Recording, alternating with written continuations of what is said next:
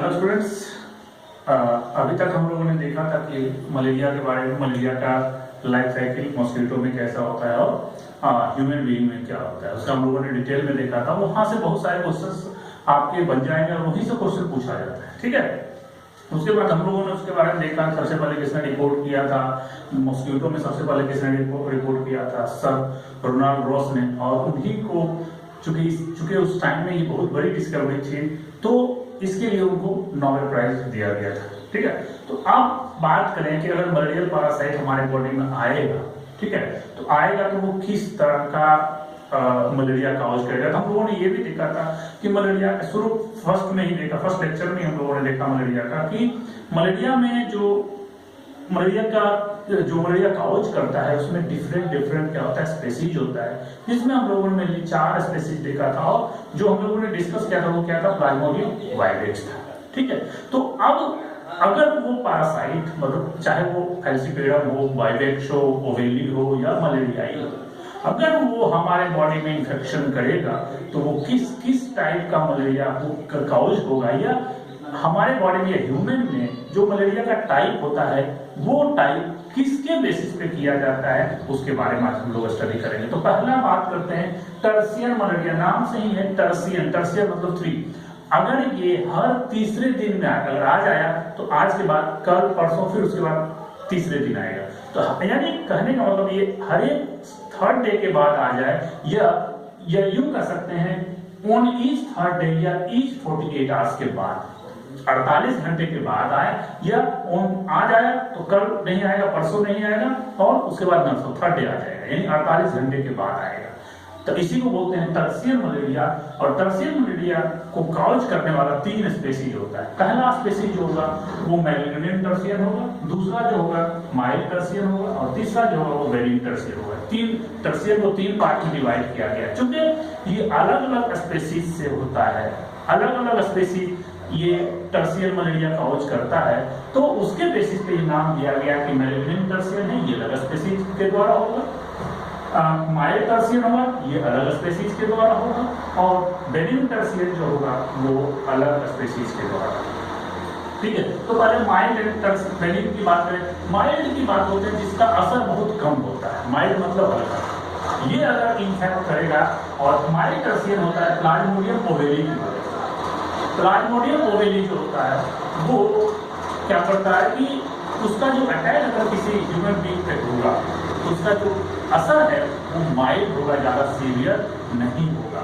Plasmodium vivax भी जो attack करेगा वो भी असर जो होगा, चूंकि ये नाम है बेनिन टर्शियन मतलब ये स्पेशली आरबीसी को ज्यादा मारेगा। बेनिन मतलब होता है लोकलाइज्ड मतलब ये होता है कि हमारे बॉडी में आरबीसी को मारेगा, या क्या नाम है, लीवर सेल को मारेगा, बाकी इसको कहीं पे डैमेज ये नहीं करेगा। तो जिसकी वजह से इसका नाम दिया गया बेनिन टर्शियन। अब ये दोनों बेनिन, ये नाम से याद रखेगा, माइल्ड जो है वो ओवेली की वजह से होता है, और बेनिन जो होता है वो वायरस की वजह से होता है। इस दोनों के केस में जो डेथ का रेट होता है वो काफी कम होता है, बहुत ही डेथ रेट कम होगा।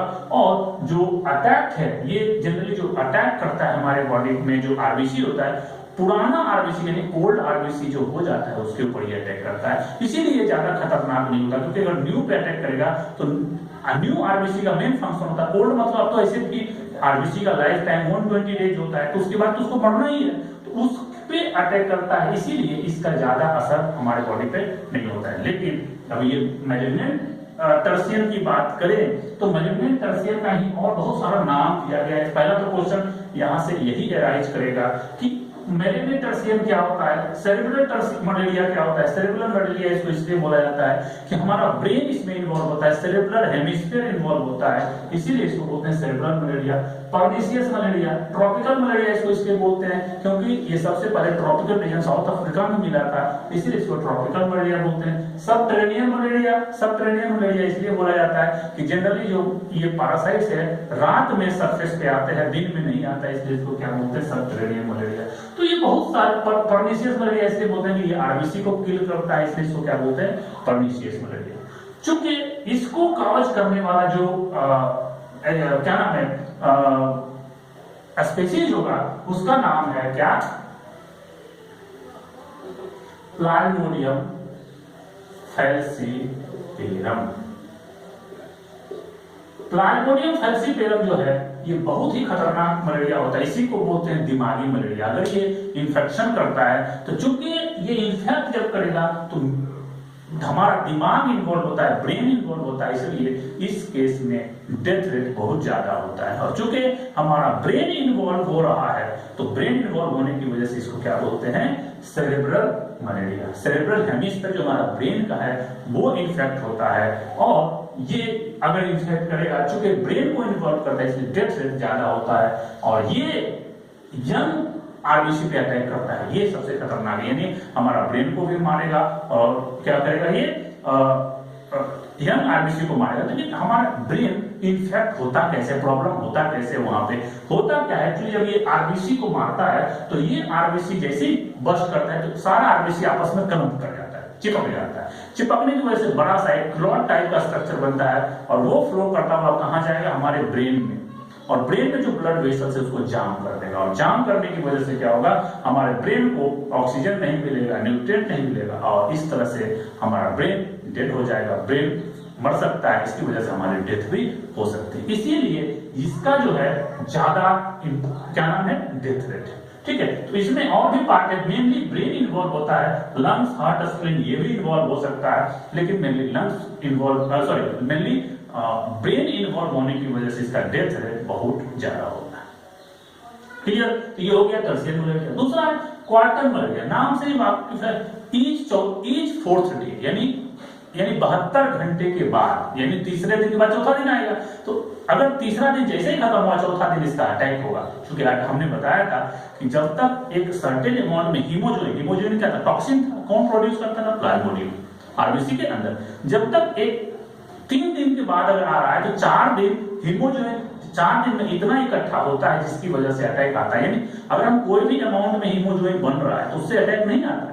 एक सर्टेन अमाउंट, मान लें आपको 200 ml अटैक के लिए चाहिए, तो जब 200 ml की चौथे दिन इसलिए अटैक होता है 72 घंटे के बाद, क्योंकि इसको 200 ml बनाने में 72 घंटे लग जाते हैं। इसीलिए अटैक कब होता है, तीसरे दिन के बाद, चौथे दिन अटैक होता है। तो इसीलिए हीमोजोइन जब तक एक पर्टिकुलर अमाउंट में जमा नहीं होगा तब तक वो अटैक नहीं करेगा।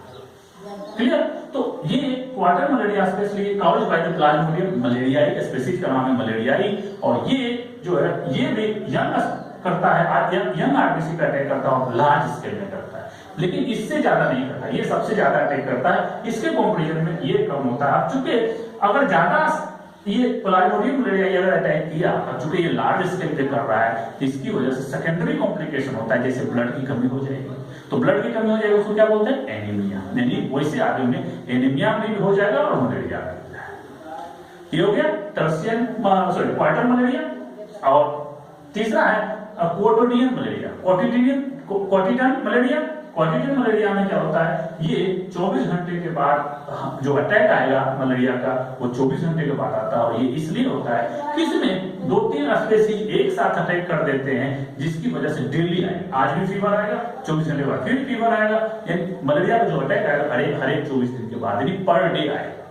तो ये डिपेंड करता है कि कितना टाइप, अगर एक है तो उसका क्या होगा, और बहुत तरह का अगर अटैक करेगा एक साथ तो उसके अलग अलग सिम्टम होंगे। इसी में अब इसका ही एक टेबल बना के हम लोगों ने आपके नोट्स में दे दिया है। उस नोट्स में आप गौर कीजिएगा, स्पेसिफिक पिगमेंट जैसे सफनर डॉट्स जो होता है वो फैल्सीपेरम के केस में उसको क्या बोलते हैं, मॉरस डॉट। ठीक है, तो वो आप याद रखिएगा कि उसका नाम क्या है। दूसरा बात, जो पिगमेंट बनता है, जो हीमोग्लोबिन का कलर होता है, वो हर स्पीशीज के केस में अलग अलग होता है। तो फैल्सीपेरम के केस में देखिएगा डार्क ब्राउन है, वो इंपॉर्टेंट है, वो आपको याद रखना पड़ेगा। तो ये तो इंपॉर्टेंट है, उसको याद रखिएगा। फिर इन्फेक्शन का टाइम कितना दिन का होता है वो याद रखिएगा। तो ये सारा उस टेबल में दिया हुआ, उस टेबल को आप तैयार कर लीजिएगा। ठीक है, क्लियर? अब बात करते हैं, ये हो गया इन्फेक्शन हो गया। अब बात करें इन्फेक्शन होने के बाद क्या क्या होगा, यानी some characteristic effect of malaria on human, क्या क्या होगा। तो पहला होगा आरबीसी बहुत ज्यादा डिस्ट्रक्शन होगा, जिसकी वजह से आदमी को एनीमिक कंडीशन हो जाएगा।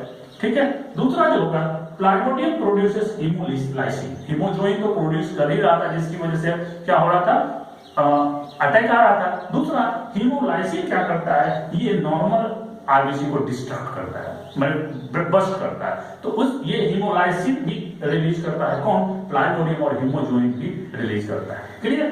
तीसरा इनलार्जमेंट ऑफ स्प्लीन। स्प्लीन हमारा जो है, जिसको स्प्लीन का मेन फंक्शन होता है वो आरबीसी को डिस्ट्रक्ट करता है, यानी वहां पे आरबीसी जो डिस्ट्रक्शन होता है वहां पे जमा होता है, तो उसकी साइज बढ़ जाती है, क्योंकि आरबीसी डिस्ट्रक्ट होगा तो वो सारा आके जमा कहां हो जाएगा, स्प्लीन में। और स्प्लीन की साइज जो थोड़ी, लीवर के बगल में स्प्लीन होता है, वो स्प्लीन की साइज थोड़ी सी बड़ी हो जाएगी। और जब बड़ी हो जाएगी तो स्प्लीन इतना बड़ा होता है, लेकिन इतना बड़ा नहीं होता है कि कालाजार के केस में सबसे ज्यादा जो स्प्लीन है वो बहुत ज्यादा बड़ा हो जाता है। और ऐसा इसलिए होता है क्योंकि ये जो स्प्लीन बढ़ता है, क्योंकि ये जो स्प्लीन है वो लाइसोलेसिथिन यूज करता है, और ये स्प्लीन जो लार्ज हुआ, और जैसे स्प्लीन लार्ज हुआ तो ये क्या करता है, लाइसोलेसिथिन यूज करना शुरू होता है। क्यों? क्योंकि इसमें आरबीसी आ रहा है, तो आरबीसी को जब तक पूरी तरह से डिस्ट्रक्ट नहीं करेगा तो फिर जगह कहां बचेगा। जैसे कोई स्पेस है तो यहाँ पे कोई भी चीज आता है, इसको खत्म करेंगे तब ना फिर स्पेस नया आरबीसी जो मर रहा है उसमें यहाँ आके जमा होगा, ताकि फिर इसको हमेशा खत्म करते रहना है। तो इसको खत्म करता है जो स्प्लीन है, उसकी साइज जैसे ही बड़ी होती है वो एक कह सकते हैं कंपाउंड रिलीज करता है, जो आरबीसी को पूरी तरह से डिस्ट्रॉय कर देता है, डिस्ट्रक्ट कर देता है आरबीसी को, और दैट इज कॉल्ड द लाइसोलेसिथिन। ये लाइसोलेसिथिन आरबीसी को खत्म कर देगा, फिर से जो आरबीसी आएगा उसको क्या करेगा, फिर से खत्म करेगा, ये लाइसोलेसिथिन। और क्या सिम्टम आएगा, लीवर, हमारा ये लीवर बड़ा हो जाएगा, ज्यादा बड़ा नहीं होगा, कालाजार में बहुत ज्यादा बड़ा हो जाता है, यहाँ तक आ जाता है, लेकिन इसमें थोड़ा सा होगा तो डॉक्टर क्या करेगा, इस तरह से टच करके देखेगा। कालाजार में भी सेम सिम्टम है, लेकिन इसमें जब टच करेगा तो थोड़ा हल्का दर्द करेगा तो पकड़ लेता है इसको मलेरिया हुआ है। अगर ज्यादा बढ़ गया तो कालाजार, कम बढ़ा है तो क्या नाम है, मलेरिया। तो लीवर बढ़ जाता है, और चूंकि आरबीसी हो रहा है तो लीवर बढ़ने की वजह से जॉन्डिस होगा, और आरबीसी जब डिस्ट्रॉय होगा तो क्या होगा, एनीमिया हो जाएगा। क्लियर हुआ। तो ये सारे सिम्टम्स हैं। इसी में जो स्पेशली एक स्पीसीज जिसको प्लाज्मोडियम फैल्सिपेरम बोलते हैं, दैट इज वेरी डेंजरस, और उसकी वजह से क्या होता है, black water fever. Black water fever इसलिए होता है कि अगर वो यूरिन भी करेगा या लैट्रिन भी करेगा तो वो ब्लैक हो जाता है, इसलिए उसको बोला जाता है ब्लैक वाटर फीवर। यहाँ से क्वेश्चन नीट में आया हुआ है, यहाँ से क्वेश्चन ये पूछेगा कि ब्लैक वाटर फीवर जो होता है वो क्या होता है। सबसे पहले मलेरिया होता है, और मलेरिया किसकी वजह से होता है, तो प्लाज्मोडियम फैल्सिपेरम। और ये जो है आरबीसी को बहुत ज्यादा डिस्टर्ब करता है, और आरबीसी जब नहीं होगा तो रेड नहीं होगा तो हमारा बॉडी कैसा हो जाएगा, ब्लैक हो जाएगा, यूरिन के साथ निकलेगा, फिशेस के साथ निकलेगा, और इसकी वजह से और भी होगा। तो इसमें मेट हीमोग्लोबिनेमिया में क्या होता है कि हमारा आरबीसी प्रॉपर ओटी को कैरी नहीं करता और मेट हीमोग्लोबिन में कन्वर्ट हो जाता है। दूसरा हाइपर बिलिरुबिनेमिया, मतलब अगर ब्लड डिस्ट्रॉय होता है तो ब्लड में बिलिरुबिन होता है, जिसकी वजह से उसका लेवल हमारे ब्लड में ज्यादा हो जाएगा। तो ये हाइपर बिलिरुबिनेमिया और मेट हीमोग्लोबिनेमिया जो होता है ये ज्यादा हो जाता है हमारे बॉडी में। क्यों? क्योंकि ब्लैक वाटर फीवर की वजह से, यानी फैल्सिपेरम जब अटैक करेगा तो ऐसा होगा। अब बात करें, ये हो गया, डिजीज भी हो गया, कैसे करेंगे, अब इसको कंट्रोल कैसे करेंगे। तो सबसे पहला कंट्रोल ये है कि भाई जिसके थ्रू ये फैल रहा है, यानी जो वेक्टर है उसी को कंट्रोल करो। तो किसके थ्रू फैलता है, फीमेल एनोफिलिस मॉस्किटो, तो मॉस्किटो को कंट्रोल कीजिए। तो कैसे, बाय कंट्रोलिंग वेक्टर। कैसे, जो चूंकि ये जो मॉस्किटो का लार्वा है वो कहां डेवलप होता है, वाटर बॉडी में। तो वाटर में हम ऐसा फिश को कर दें जो उस लार्वा को खा ले। तो जैसे उसका बेस्ट एग्जांपल है गैम्बुसिया ऐसा जो है फिश है जो स्पेशली इसके लार्वा को ही खाता है, स्पेशली बहुत ज्यादा खाता है। तो अगर हम उस पोंड में जहां पे पानी है जमा हुआ या डीचेज जहां है वहां पे अगर हम गैम्बुसिया डाल दें तो ये आराम से उसके लार्वा को खा जाएगा। तो कंट्रोल हो गया, मॉस्किटो होगा नहीं, मॉस्किटो की पॉपुलेशन ही खत्म। दूसरा, स्प्रेइंग ऑफ इंसेक्टिसाइड और ऑयल। अगर हम इंसेक्ट को मारने वाला जो हम छोटे छोटे गड्ढे हैं जहां पोंड है वहां उसके ऊपर या तो ऑयल डाल दें या इंसेक्टिसाइड डाल दें, जिसकी वजह से क्या होगा, इसका सारा जो एग्स है या लार्वा है वो मर जाएगा, तो मॉस्किटो खत्म हो जाएगा। तीसरा आप कर सकते हैं कि रात में आप मॉस्किटो नेट का इस्तेमाल कीजिए। मॉस्किटो नेट इस्तेमाल करिएगा तो मॉस्किटो काटेगा नहीं, तो वो भी बेहतर हो गया। और अपने घर में स्पेशली कूलर में पानी जमा नहीं होने दीजिए, उसको रेगुलर सफाई कीजिए। घर के आसपास देखिए कहीं वाटर बॉडी में वाटर लॉग ना हो, कहीं वाटर पानी जमा ना हो जाए। तो अगर आप उसको कंट्रोल करेंगे तो एक तरह से मलेरिया काफी हद तक कंट्रोल हो जाएगा। अगर उसके बाद भी मलेरिया हो जा रहा है तो उसका ट्रीटमेंट है दवाई that is obtain from bark of cinchona. Bark of cinchona से कुनैन नाम का एक दवा मिलता है, वो दवा से क्या बनाया जाता है, जो ये दवा का कुनैन ऑब्टेन किया जाता है, इस कुनैन को पेशेंट को दिया जाता है जिसके थ्रू मलेरिया का ट्रीटमेंट किया जाता है। क्लियर? ये सारा हम लोगों ने डिस्कस कर लिया, मलेरिया होता कैसा है, लाइफ साइकिल कैसा होता है, डिजीज कौन सा होता है, स्पेसीज कौन सा है, उसको कंट्रोल कैसे कर सकते हैं, सिम्टम्स क्या क्या है, ये हम लोगों ने सारा डिस्कस कर लिया। किसके बारे में? मलेरिया के बारे में। अब हम बात करते हैं दूसरा जो प्रोटोजोन्स डिजीज है that is called Trypanosoma gambiense. Trypanosoma जो गैम्बियंस होता है ये एक तरह का इसकी वजह से स्लीपिंग सिकनेस डिजीज होता है और ट्रिपैनोसोमा चूंकि हमारे ब्रेन में जाके हमारे ब्रेन को अफेक्ट करता है और वहां पे प्रॉब्लम क्रिएट करता है जिसकी वजह से आदमी का मन हमेशा करता है सोया रहे, इसीलिए इसका नाम दिया गया स्लीपिंग सिकनेस। और ये सबसे ज्यादा अफ्रीका में मिलता है, ट्रिपैनोसोमा का स्पेसीज है वहां पे ये बहुत ज्यादा मिलता है। डाइजेनेटिक पैरासाइट का मतलब हुआ दो होस्ट, इसमें भी दो होस्ट चाहिए, primary host and secondary host. ठीक है, तो प्राइमरी होस्ट यहाँ पे ह्यूमन है जो कि डिफिनिटी है, इसमें मिलनी काउज करेगा, इसी में रोग होगा डिजीज। दूसरा सेकेंडरी होस्ट जो होता है वो सीसी फ्लाई होता है जिसको ग्लोसिना पाल्पेलिस बोलते हैं, दोनों नाम है। इंग्लिश में सीसी फ्लाई बोलते हैं क्योंकि आवाज करता है, सीसी की आवाज आती है, इसको सीसी फ्लाई बोलते हैं। अदरवाइज इसका जो नेम है scientific name that is glossina palpalis. तो ग्लोसिना पाल्पेलिस ये स्प्रेड करता है, इंटरमीडिएट होस्ट होता है, ट्रांसमिटिंग होस्ट होता है। ये क्या करता है, इस ट्रिपैनोसोमा को कहां से, जो रिजर्वायर होस्ट है एंटीलोप एंड डॉग, उसको काटेगा, वहां से उठा के इसमें डाल देगा, आदमी में डाल देगा और आदमी में जाएगा तो वहां पे ये क्या करेगा, डिजीज काउज करेगा। क्लियर? तो डिजीज का नाम है क्या, इस डिजीज का नाम बोलते हैं क्या, स्लीपिंग सिकनेस, उसको हम लोग आगे डिस्कस करेंगे। अब बात करें रिजर्वायर होस्ट हो गया एंटीलोप एंड डॉग। अब बात करते हैं इट शोज, यानी ट्रिपैनोसोमा गैम्बियंस जो होता है वो पॉलीमॉर्फिज्म शो करता है। पॉलीमॉर्फिज्म मतलब जो बहुत सारे रूप में हो, जैसे देखो ये जनरली 4 फॉर्म में होता है। पहला ट्रिपैनोसोमल जो ट्रिपैनोसोमा के रूप में होगा, तीसरा क्रिथिडियल, तीसरा लेप्टोमोनाड, यानी पहला ट्रिपैनोसोमल, दूसरा क्रिथिडियल, तीसरा लेप्टोमोनाड और चौथा लिस्मेनियल।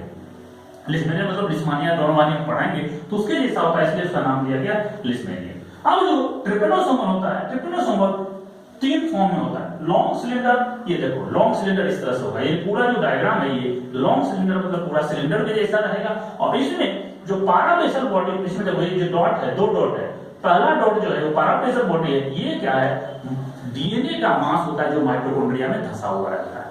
ये पाराबेसल बॉडी, यहां से पहला क्वेश्चन पूछेगा कि पाराबेसल बॉडी क्या होता है। Parabasal body are the mass of DNA which is embedded in mitochondria. अब इसके ऊपर जस्ट ये देखो ये पोस्टीरियर एंड हुआ, ये एंटीरियर एंड हुआ। तो पोस्टीरियर एंड पर क्या हुआ, पाराबेसल बॉडी, उसके बाद होता है बेसल बॉडी। बेसल बॉडी से फ्लैजिला निकलता है और ये पूरा का पूरा जो है ये मेम्ब्रेन जिसको पेलिकल बोलते हैं, जिसको पूरा टच करता हुआ आता है और इसी पेलिकल से टच होने के बाद एक स्ट्रक्चर बनता है दैट इज कॉल्ड, क्या बोलते हैं इसको, undulating membrane. Undulating membrane pellicle का एक्सटेंशन है, फ्लैजिला के साथ अटैच हो जाता है, उसी को क्या बोलते हैं, अंडुलेटिंग मेम्ब्रेन। तो ये लॉन्ग सिलेंडर का डायग्राम है, ये न्यूक्लियस है और ये जो फ्लैजिला है फ्री फ्लैजिला के रूप में मिलेगा। लेकिन ये जो शॉर्ट स्टम्पी और मेटासाइक्लिक है इसमें फ्लैजिला फ्री नहीं होता है, इसके और ये सरफेस पे रहेगा लेकिन ये फ्री फ्लैजिला नहीं होता है। यानी ये जो ट्रिपैनोसोमल है ये 3 फॉर्म में मिलता है, लॉन्ग सिलेंडर, शॉर्ट स्टम्पी एंड मेटासाइक्लिक। उस लॉन्ग सिलेंडर में सिर्फ फ्री फ्लैजिला होगा, बाकी में क्या होता है, फ्री फ्लैजिला एब्सेंट होता है। अब बात करें ट्रिपैनोसोमल के बाद क्रिथिडियल।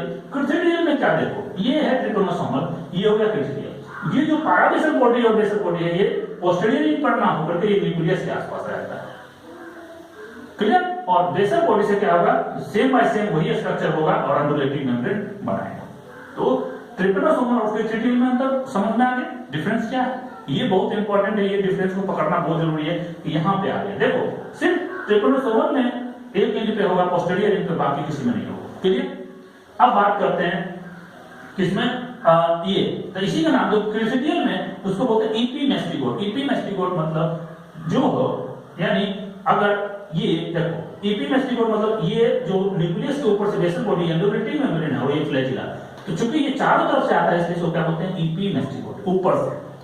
ठीक है। और इसमें इसको होता है प्रेमेस्टिगोट, इसे होता है लेप्टोमोनाड। लेप्टोमोनाड फॉर्म जो होता है वो प्रोमेस्टिगोट, प्रो मतलब आगे से, प्रो मतलब आगे से, सिंपल। तो यहां से देखो सीधे से फ्लैजिला निकलता है, इसलिए इसको क्या बोलते हैं प्रोमेस्टिगोट। चूंकि लेशमानियल फॉर्म में फ्लैजिला बाहर नहीं होता इसलिए उसको बोलते हैं एमेस्टिगोट। तो जो बेसल बॉडी से मेम्ब्रेन तक का स्ट्रक्चर होता है उसको बोलते हैं एक्सोनिम। ये बहुत इंपॉर्टेंट क्वेश्चन है। एक्सोनिम जो होता है वो जो बेसल बॉडी से फ्लैजिला निकलता है वो सरफेस से बाहर नहीं निकलता, वो सरफेस को ही टच करता है, वहीं तक रहता है, दैट इज कॉल्ड एक्सोनिम। और बाकी स्ट्रक्चर ये ओवर स्ट्रक्चर होगा, ये लेशमानिया के जैसा स्ट्रक्चर होगा। क्लियर। तो ये सारा जो ट्रिपनोसोमा का जो मॉर्फिजम्स है, जो शेप है अलग अलग होता है, उसमें फ्लैजिला अलग ढंग का होता है, अंडुलेटिंग मेम्ब्रेन अलग तरह से अरेंजमेंट होता है, इसीलिए इसको क्या बोलते हैं कि ट्रिपनोसोमा शोज पॉलीमॉर्फिजम्स। क्लियर। लोग बात कर रहे थे लाइफ साइकिल ऑफ ट्रिपनोसोमा, यानी ट्रिपनोसोमा की बात हम लोग कर रहे थे। ट्रिपनोसोमा क्या करता है, स्लीपिंग सिकनेस कॉज करता है। स्लीपिंग सिकनेस इसलिए कॉज करता है क्योंकि ये हमारे ब्रेन को इन्फेक्ट करता है, और ब्रेन की इन्फेक्शन की वजह से आदमी जो है उसको लगेगा कि हम हमेशा सोए रहे, जिसकी वजह से उसका नाम दिया गया स्लीपिंग सिकनेस। ठीक है। सिकनेस मतलब बीमारी होता है, स्लीपिंग मतलब सोने की बीमारी जिसको बोलते हैं। तो सोने की बीमारी लग जाती है, जिसकी उसका मेन काम मैंने उसका मेन कारण क्या है, ये क्या नाम है, ट्रिपनोसोमा। ठीक है। तो अब बात हम करें कि इसकी लाइफ साइकिल कैसे कैसे, यहां से क्वेश्चन बहुत ज्यादा पूछेगा कि इन्फेक्शन किसमें क्या क्या होगा। तो यहाँ पे ये जो मेटासाइक्लिक मैंने डिफरेंट फॉर्म मैंने बता दिया था कि कौन कौन सा फॉर्म होता है मेटासाइक्लिक, या क्या नाम है क्रिथिडियल और लॉन्ग स्टम्पी, ये सब मैंने बता दिया था। उसमें ये क्या था कि जो ट्रिपनोसोमल फॉर्म था, ट्रिपनोसोमल में क्या था कि लॉन्ग स्टम्पी, लेप्टोमोनाड, लेशमानियल, ये सब सारे फॉर्म्स थे, पॉलीमॉर्फिज्म शो करते हैं। तो अब हम उसी से देखते हैं कि कैसे इन्फेक्शन होता है। एक्चुअली ये इनोकुलेटिव इन्फेक्शन है, जब ये जो क्या नाम है ग्लोसिना पार्पिलिस है, या इसको सीसी फ्लाई बोलते हैं। ये सीसी फ्लाई जब आदमी को काटता है, ब्लड सकिंग करने के लिए जाता है, तो ये क्या करता है, इसके बॉडी में मेटासाइक्लिक बना हुआ रहता है। यानी जो क्या नाम है ट्रिपनोसोमा है, वो उसका मेटासाइक्लिक फॉर्म क्या होता है, ये बना हुआ रहता है। और ये इन्फेक्शन कहाँ आ जाता है, ह्यूमन के ब्लड में। ठीक है। ब्लड एंड लिम्फ में आता है। यहाँ पे ये क्या होता है, चेंज करता है, यानी ये मेटासाइक्लिक फॉर्म जो है वो चेंज करके किसमें कन्वर्ट हो जाएगा, लॉन्ग स्टम्पी में। ये लॉन्ग स्टम्पी क्या करेगा, डायरेक्ट हमारा सेरेब्रोस्पाइनल फ्लूइड में चला जाएगा, जो ब्रेन में होता है, और जिसकी वजह से क्या होता है, स्लीपिंग सिकनेस। उसके अलावा ये क्या करेगा, लॉन्ग स्टम्पी जो है वो कन्वर्ट हो जाता है लेप्टोमोनाड और लेशमानियल फॉर्म में। ठीक है। ये लॉन्ग स्टम्पी और लेशमानियल अपना नंबर इंक्रीज करता है, बहुत ज्यादा नंबर हो जाता है। कैसे, बाइनरी फ्यूजन के द्वारा। बाइनरी फ्यूजन करते करते इतना ज्यादा नंबर हो जाता है, कुछ ब्रेन को इफेक्ट करता है, और कुछ जो है ये लेप्टोमोनाड और लेशमानियल फॉर्म कन्वर्ट हो जाता है किसमें, शॉर्ट स्टम्पी में। और यही शॉर्ट स्टम्पी क्या होता है, इन्फेक्टिव स्टेज होता है। टू कहां, ये ग्लोसिना पाल्पेलिस में। ठीक है, सीसी फ्लाई में। अब ये सीसी फ्लाई फिर से जैसे इसको ब्लड सक करेगा, क्या होगा, ये शॉर्ट स्टम्पी जो ब्लड में, ह्यूमन के ब्लड और लिम्फ में है, वहां से चलाएगा शॉर्ट कहां, सीसी फ्लाई के बॉडी में। अब हम बात करें कि सीसी फ्लाई में जो इन्फेक्शन हो रहा है वो कौन से फॉर्म में हो रहा है, शॉर्ट स्टम्पी। पहला क्वेश्चन यही से आएगा। ह्यूमन में कौन सा जा रहा है, वो है मेटासाइक्लिक, यानी मेटासाइक्लिक फॉर्म ह्यूमन में इन्फेक्शन का कहा जो स्टेज है, इफेक्टिव स्टेज। और जो क्या नाम है सीसी फ्लाई में जो इफेक्टिव स्टेज है वो क्या है, शॉर्ट स्टम्पी। अब ये शॉर्ट स्टम्पी क्या करेगा, चेंज कर जाएगा, ये भी चेंज करना शुरू करेगा, और ये चेंज होकर क्या बन जाएगा, लॉन्ग स्टम्पी में। लॉन्ग स्टम्पी बनेगा, और लॉन्ग स्टम्पी में ये क्या करेगा, अपना नंबर बहुत ज्यादा इंक्रीज करेगा, और इंक्रीज करते करते कैसे, बाइनरी फ्यूजन के। और ये इंक्रीज करने के बाद अब ये कहां होगा, ये मिड गट में होगा। जब सक करेगा तो मिड गट में क्या होगा, ये शॉर्ट स्टम्पी से लॉन्ग स्टम्पी में, और यहाँ नंबर बढ़ेगा। अब इसके बाद ये क्या होगा, यहाँ से चला आएगा कहां, सैलिवरी ग्लैंड में, और सैलिवरी ग्लैंड में ये लॉन्ग स्टम्पी चेंज होकर कन्वर्ट हो जाएगा क्रिथिडियल फॉर्म में। क्रिथिडियल फॉर्म हम लोग देख चुके हैं कौन सा फॉर्म है, क्या स्ट्रक्चर उसका होता है। तो क्रिथिडियल फॉर्म भी अपना नंबर बढ़ाएगा, बहुत ज्यादा नंबर बढ़ाएगा किस, बाइनरी फ्यूजन के थ्रू, और बाइनरी फ्यूजन के थ्रू ये कन्वर्ट हो जाएगा सारा का सारा किसमें, मेटासाइक्लिक में। कहाँ, सैलिवरी ग्लैंड में। अब वहीं पे बहुत सारा मेटासाइक्लिक कन्वर्ट हो गया। अब वो मेटासाइक्लिक जैसे ही सिस्टिक फ्लाई आदमी को काटना शुरू करेगा तो उसके ब्लड में उसके सलाइवा के थ्रू चला जाएगा और इस तरह से इसका जो साइकिल है वो कंप्लीट हो जाएगा। तो ये क्वेश्चन यहाँ से बहुत ज्यादा आएगा, इस साइकिल को आप जरूर कंप्लीट कर लें, ठीक है। अब बात करते हैं पैथोजेनिसिटी, मतलब इसकी वजह से कौन सा डिजीज होता है। उस डिजीज का नाम है ट्रिपेनोसोमाइसिस, ये इसी को बोलते हैं अफ्रीकी स्लीपिंग सिकनेस या गैम्बियन फीवर। ये फीवर जो है इसकी वजह से आता है, इसलिए इसको स्लीपिंग सिकनेस भी कहते हैं या गैम्बियन फीवर भी होते हैं। गैम्बियन फीवर साइंटिस्ट का नाम है, इन्होंने सबसे पहले ढूंढा था इसलिए इसका नाम दिया गया गैम्बियन फीवर। तो थोड़ा सा ये थोड़ा ध्यान रखिएगा, क्वेश्चन यहाँ से आने की पॉसिबिलिटी बहुत ज्यादा है। नेक्स्ट जो पैथोजन है उसका नाम है लिस्मानिया डोनोवानी। लिस्मानिया डोनोवानी ये कालाजार कॉज करता है, इसी वजह से कालाजार होता है, इसको ब्लैक फीवर भी बोलते हैं। तो कालाजार, चूंकि लिस्मानिया डोनोवानी को सबसे पहले डिस्कवर करने वाले दो साइंटिस्ट थे, एक लिस्मान एक डोनोवान। लिस्मान जो थे वो लंदन के रहने वाले थे और डोनोवान भी अंग्रेज ही थे, लेकिन वो उस समय हमारा देश जो गुलाम था, तो वहां के एक साइंटिस्ट चेन्नई में काम कर रहे थे, उनका नाम था डोनोवान। ये दोनों मिलकर अलग अलग ये इस पे काम कर रहे थे और बाद में जब दोनों का रिजल्ट आया तो उन्होंने कहा एक ही तरह का काम हो रहा है, तो इन्होंने मिलकर इसको पूरा डिस्क्राइब किया, ठीक है। तो लिस्मान एंड डोनोवान। ये भी जो पैरासाइट होता है ये भी डाइजेनेटिक पैरासाइट होता है, मतलब दो होस्ट चाहिए। प्राइमरी होस्ट क्या होगा, ह्यूमन होगा, जो कि डिफिनिटिव फेज है, मतलब उसी में ये डिजीज काउज करेगा। एक दूसरा जो होगा वो होता है ट्रांसमिटिंग होस्ट या सेकेंडरी होस्ट जिसको बोलते हैं। वो सेकेंडरी होस्ट किसकी वजह से होता है, सैंड फ्लाई, या इसी का जो साइंटिफिक नेम है क्या है, थायरोटोमस एंड अर्जेंटिपस। थायरोटोमस अर्जेंटिपस इसका साइंटिफिक नेम है, याद रखिएगा। ये ट्रांसमिटिंग होस्ट है जिसको सैंड फ्लाई भी बोलते हैं। ये डिजीज को ह्यूमन से, मतलब ये कहीं और से शुरू करेगा, यहाँ से उठाएगा, यानी जो रिजर्वायर होस्ट है वहां से उठा के कहाँ डाल देगा, ह्यूमन बीइंग में डाल देगा। ये जो क्या नाम है प्राइमरी होस्ट है, ह्यूमन में जाएगा तो ह्यूमन के मेनली ये ब्लड, स्प्लीन, लीवर या बोन मेरो में ये इन्फेक्ट करेगा और वहां पे ये अपना नंबर बढ़ाएगा और वहां पे डिस्ट्रक्शन भी करेगा। अब बात करें कि ये भी है, ये भी क्योंकि वो ज्यादा पॉलीमॉर्फिज्म शो करता था, कौन, ये ट्रिपेनोसोमा, लेकिन लिस्मानिया भी क्या करता है, पॉलीमॉर्फिज्म शो करता है, लेकिन ये दो फॉर्म में सिर्फ होता है। पहला लिस्मानियन फॉर्म, दूसरा होता है लेप्टोमोनार्ड। लिस्मानियन फॉर्म इधर को एवेस्टी रूट होता है, ये बाहर नहीं निकलता है फ्लैजिला, लेकिन ये प्रोमेस्टिकोट होता है, यानी फ्लैजिला बाहर निकला हुआ रहता है। और शेप में भी अंतर है, लिस्मानियन में जो ओवल शेप होता है और इसमें जो होता है स्पिंडल शेप होता है। तो ये पूरा डायग्राम आप देखिए, इसमें बेसल बॉडी होगा, बेसल बॉडी से क्या निकलेगा, फ्लैजिला। चूंकि ये बाहर नहीं निकलता है इसलिए इसका नाम एक्सोनियम बोला गया, अंदर वाले पार्ट को, बाहर जो निकला है इसको बोलते हैं फ्लैजिला, ठीक। उसके बाद पैराबेसल बॉडी हम लोग प्रीवियसली डिस्कस कर चुके हैं। Parabasal body is the mass of DNA which is embedded in mitochondrial body. अब बात करिए न्यूक्लियस है, ये न्यूक्लियस ये जनरली बीच में रहता है, ये क्या होता है, पोस्टेरियरली होता है, ये क्या होता है, एंटीरियरली, और ये क्या होता है, पोस्टेरियरली। तो ये जनरली न्यूक्लियस जो होता है वो पोस्टेरियरली पे होता है, और यहाँ पे न्यूक्लियस क्या होता है, मिडिल रीजन में होता है। अगर यहाँ पे पोस्टेरियर और इंटीरियर करें तो ये जनरली मिडिल रीजन में होता है।